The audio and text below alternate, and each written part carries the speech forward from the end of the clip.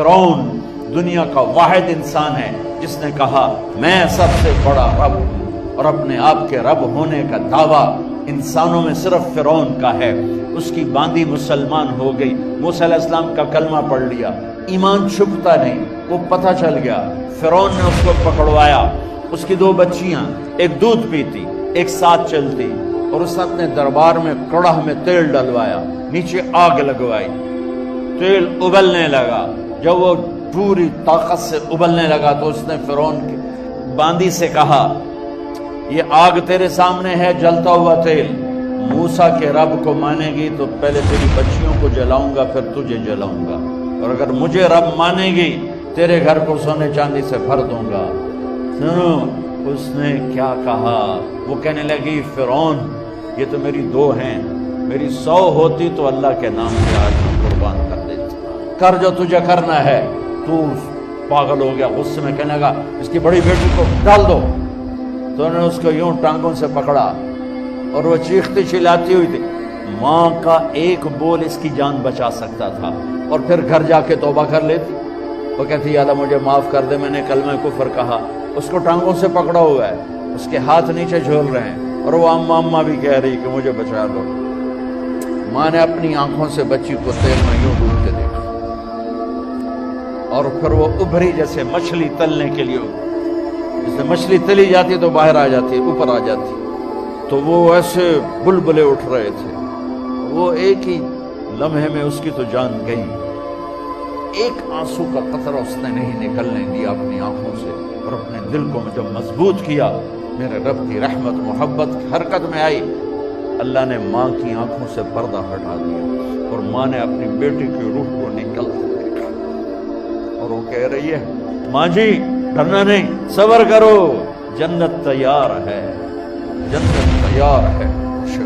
معصوم بچی کو تو پتہ بھی نہیں تھا کہ کیا ہونے والا ہے، اس کو پکڑ کے یوں ڈالا، اس کی تو آہ بھی نہ نکلی، اور وہ مچھلی کی طرح تلی گئی۔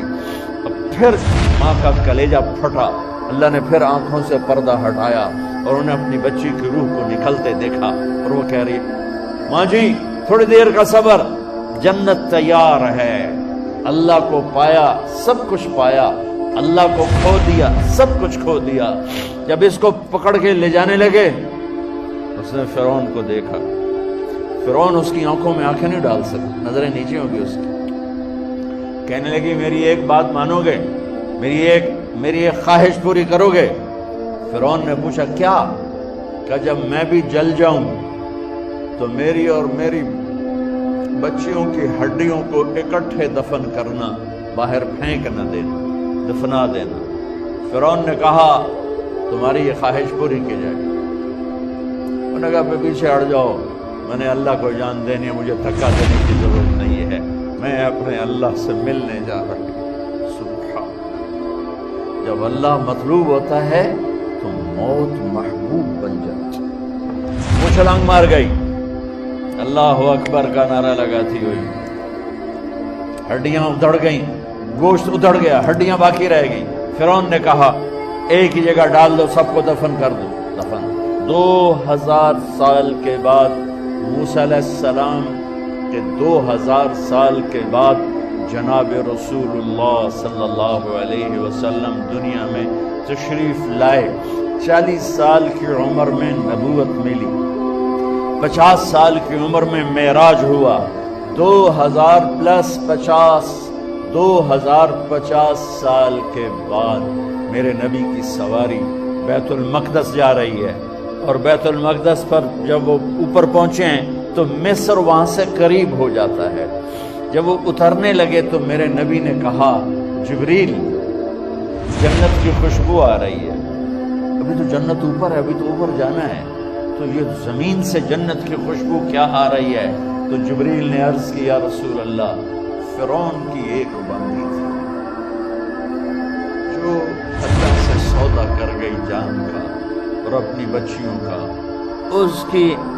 اس کی بچیوں کی ہڈیوں کو جہاں دفن کیا گیا ہے، یہ خوشبو جس دن انہیں دفن کیا تھا اس دن سے لے کر آج تک یہ خوشبو آ رہی ہے، اور یہ قیامت تک آتی رہے گی۔